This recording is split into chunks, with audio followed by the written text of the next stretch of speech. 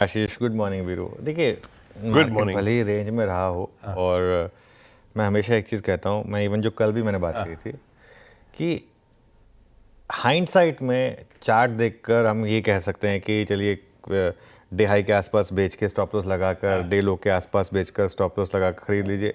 वो हाइंडसाइट के साथ अच्छा है। जब वो लाइव मार्केट में सब चीज़ें हो रही होती हैं तब वो ट्रेड करना मुश्किल होता है। अगर बात हुई थी प्री नहीं, बात मेडिटेटेड ट्रेड के साथ नहीं उतरना है हाँ वही, देखिए आशीष, मैं वही बार बार लोगों को कहता हूँ, देखिए हमारी बात होती है सब कुछ। मैं ये भी कहता हूँ कि इवन पूरा सेटअप होने के बाद, लेवल्स होने के बाद, उसके बाद भी पैसा बनाना मुश्किल होता है। ये मतलब देखिए, हम कमेंटेटर हैं तो हमारे लिए इजी होता है ये चीज़ कहना, और हमारे साथ तो क्या है कि हमको रोज़ बात करनी है और हर घंटे बात करनी है मार्केट की, हर मूव पकड़ने की बात करनी है, तो हमको तो ये बात एक कहनी है। लेकिन एक एज ए ट्रेडर मेरी सिंपैथी है ट्रेडर्स के साथ, because it's tough to make money in this market. मतलब आसान नहीं है इस मार्केट में पैसा बनाना। और ये मैं फिर कह रहा हूँ, एज अ कमेंटेटर हमारे लिए आसान होता है ये कहना कि इस लेवल के आसपास आप बाय करके स्टॉप लॉस लगा लीजिए। बहुत दोनों तरफ के स्टॉप लॉस ट्रिगर हो रहे हैं। बहुत कम लोग वो ट्रेड ले पाते हैं, है ना। ट्रेड लेना बहुत मुश्किल है, और इसलिए इस बाजार में अगर आप पैसा लूज़ कर रहे हैं तो कोई गलती नहीं कर रहे हैं आप, क्योंकि बहुत लोग लूज़ कर रहे हैं इस मार्केट में पैसा। और इसके लिए मैं एक चीज़ कहता हूँ कि या तो आप ट्रेंडिंग मार्केट का वेट करें, अगर आप कंपल्सिव भी ट्रेडर हैं तब अलग बात है, वरना इंडेक्स में ट्रेड नहीं है, आप स्टॉक स्पेसिफिक ट्रेड रखें, वो अलग बात है। अच्छा, हाँ बिल्कुल। अच्छा, अब एक चीज़ कि अब हो क्या रहा है, मेरी ये फीलिंग है, और अगेन मैं बार बार कहता हूँ मैं गलत हो सकता हूँ, शायद एफआई शॉर्ट करके इस मार्केट में फंस गए हैं। क्योंकि देखिए 25,000 बिल्कुल हम नहीं क्रॉस कर पा रहे हैं। इस पूरे हफ्ते हमने 5-6 बार 25,000 क्रॉस करने की कोशिश की, लेकिन ऐसा भी नहीं है कि मार्केट कोलैप्स हो रहा है, मार्केट गिर भी नहीं रहा है। इस पूरे हफ्ते भी अगर आप देखें, निफ्टी फ्लैट है, चला नहीं, मैं मानता हूँ, लेकिन गिरा भी तो नहीं। और एफआईएस के शॉर्ट्स को ना अभी भी मुझे लग नहीं रहा कि उनको कुछ कॉन्फिडेंस आ रहा है। वो गेम में नहीं है अभी भी, वो शॉर्ट कर रहे हैं, उन्होंने अपने शॉर्ट रोल ओवर भी करे हैं, लेकिन वो कॉन्फिडेंस नहीं है। निफ्टी की लड़ाई ये पता कहाँ की है, दो लेवल्स की, 20 डेमा जो कि राइजिंग है, और 25,050 अपसाइड पर। ये हमने पिछले हफ्ते ही बात की थी। 20 डेमा भी बढ़कर अब आ गया है करीब करीब 24,600 पर, 24,591 टू बी प्रिसाइज। अब वो एक बार जरा निफ्टी का डेली चार्ट दिखाइए जिसमें 20 डेमा हमने मार्क किया है, और वो राइजिंग 20 डेमा है, वो आएगा आपकी स्क्रीन पर। ये देखिए, ये वो चार्ट है। इस चार्ट में आपको अपने आप एक ये कहानी कह रहा है ये चार्ट आपको।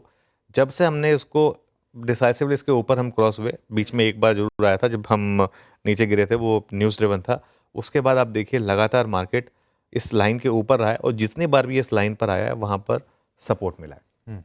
तो ये लाइन आपके लिए अब सैक्रोसैंक्ट है, और इस लाइन को आपको ध्यान रखना है। मैं अभी भी ये कहूँगा कि मोमेंटम अभी भी बुल्स के पास है। इस महीने में भी निफ्टी करीब करीब 2% चला है, मिड कैप 6% चले हैं, ऑन टॉप ऑफ पिछले महीने जहां ऑलरेडी मिड कैप ने बहुत शानदार आउट परफॉर्मेंस दिखाई थी। तो उस हिसाब से मार्केट स्ट्रांग है अभी भी, मैं कहूँगा। देखिए इवेंचुअली, जैसे कहते हैं ना, आना तो ब्रेकआउट ही है मार्केट में। अब वो कब आएगा, जून में ही आ जाएगा या जुलाई में आएगा, मेरा व्यू तो बहुत क्लियर, मेरा व्यू तो ये भी है कि हम धीरे धीरे ऑल टाइम हाई की तरफ बढ़ रहे हैं इस मार्केट में। अब हम जून में लगा देंगे या और थोड़ा सा टाइम लगेगा, इसमें टाइम लगेगा। और बाजार को अगर गिरना होता ना, अब तक गिर चुका होता, क्योंकि जितने मार्केट को नेगेटिव क्यूज आए एक के बाद एक, आपने मार्केट के ऊपर सब कुछ थ्रो किया, इतनी एफआई की सेलिंग हो गई। एक दिन 10,000 करोड़ की आई थी सेलिंग, एक दिन 6,000 करोड़ की आई थी।